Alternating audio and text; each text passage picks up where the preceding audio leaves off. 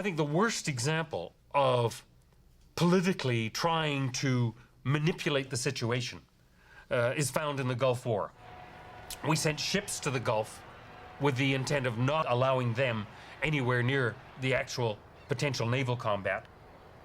We sent 2 squadrons of fighters to the Gulf and then held them back from operational commitment at any level where they were at risk or at risk of doing any damage themselves until the very last few days of the war.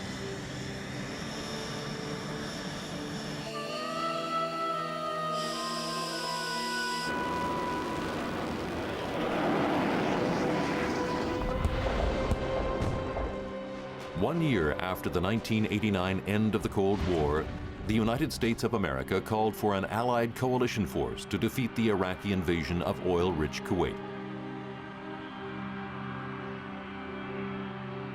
40 years before, Canada's response to tensions in Korea and Suez had been a muscular military one, supplying well-equipped, well-trained troops to support the United Nations' aim of global peace.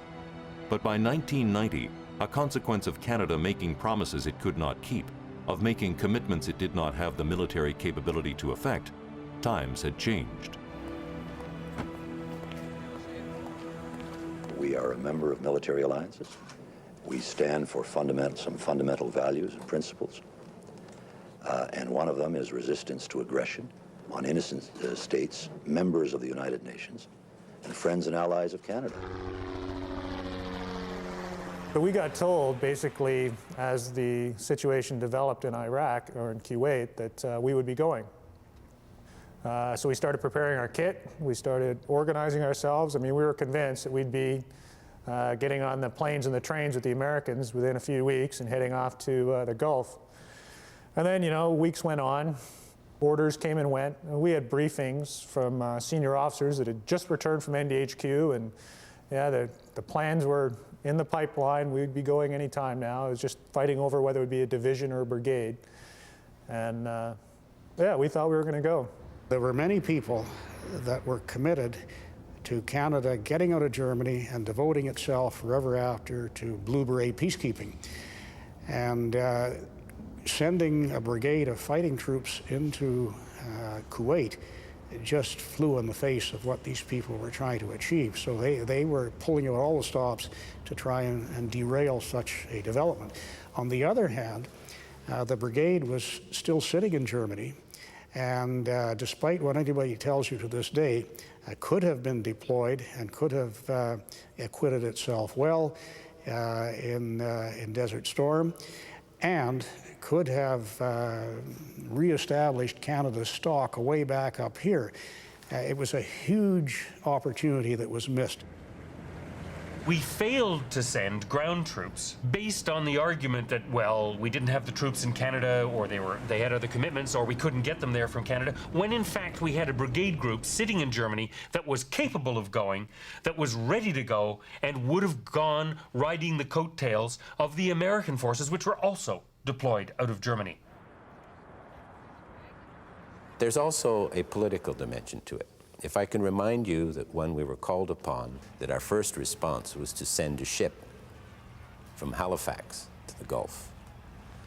Now, you might ask yourself, why are we sending a ship first? Why didn't we send the aircraft from Baden that were closer and faster with the airfield? Well, one might ask oneself whether one was not hoping at the time that it would all be over by the time the ship reached the Gulf.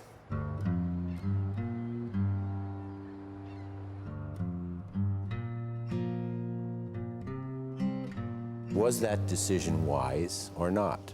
Did Canada actually take part in the, quote, Gulf War, or did it take part only in Desert Shield? And did it drop bombs at the last minute so that that question may be answered politically correctly at the end? Why was the most advanced Canadian force, other than liaison officers, the field hospital? All we ended up sending was, from my unit in Germany, we had a company designated to go over and guard a medical hospital about 1,000 kilometers behind enemy lines. We sent another company over to Bahrain to guard a headquarters unit there. third company went from first RCR, Charles' company, went over to look after prisoners of war, once again behind the lines. The only combat element we ended up sending was the CF-18s from my base in Europe, and they were given orders that they couldn't cross the line into Iraqi airspace. They had to stay on friendly side so they couldn't get shot at.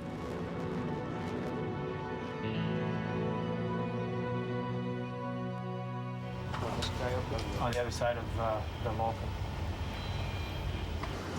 There is a level of tension in the Persian Gulf, and we're in the middle of it.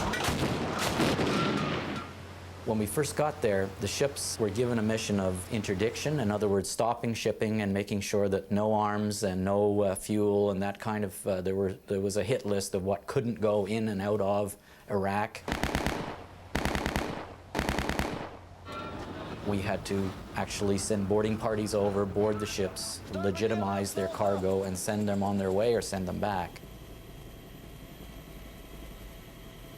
During the period of the war itself, when actually force was being used in Kuwait and from sea, there had to be a tremendous support system for the 4 carriers that ended up in there, the shipping that went, the amphibious forces and the landings, and all of that had to be protected from all sorts of things, mines, aircraft, you name it. That job was given to the Canadians. That was our job. It's a major role for this particular war effort.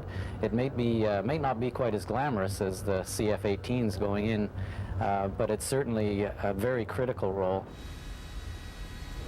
The mission that we were assigned was an air defense one, in defense of our naval vessels that are sailing in the Persian Gulf as part of the UN embargo. And in so conducting that mission, we also provide air defense for other United Nations ships in the area. You just can't have another country taking out another country, so to speak, and Canada's contribution here is meant as a deterrent. It's a mission that's been well supported by many other nations in the world, and it's a strong demonstration of it is right in line with peacekeeping initiatives that we participated in the past. We sent 3 Canadian naval ships and a squadron of CF-18 aircraft. Some people claimed at the time that that was insufficient, that we should have done far more, that we should have sent ground forces and all of the rest of it. The simple fact is that there was no need to send any more.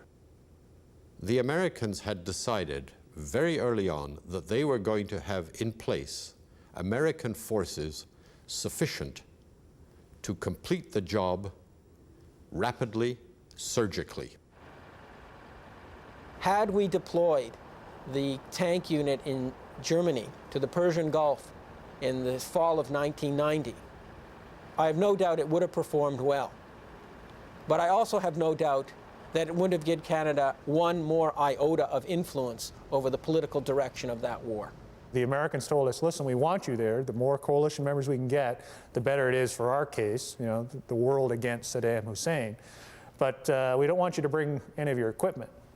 They didn't want our tanks, they didn't want our APCs, because we would be the only ones in theater with those particular pieces of equipment, and because they were so old, finding spare parts and shipping spare parts just for the Canadians, you know, it would have been a huge logistic nightmare.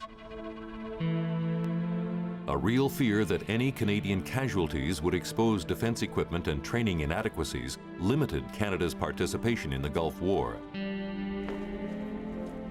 Suggestions by well-intentioned advisors that better funding might improve matters met with terse replies. I was the author of an annual piece of paper relating to our commitments, capabilities, and how much we should be spending and what, if any, increase there should be given to the defense budget. I was hauled up to a very senior political advisor and asked if I was trying to get the minister fired with this kind of recommendation. And I said I certainly wasn't, but why was he thinking this? And he said, well, let me tell you the facts of life.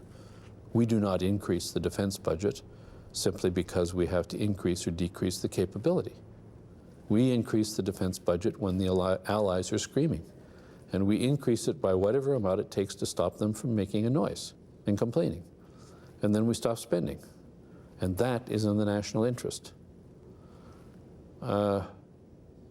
That's not my definition of national interest.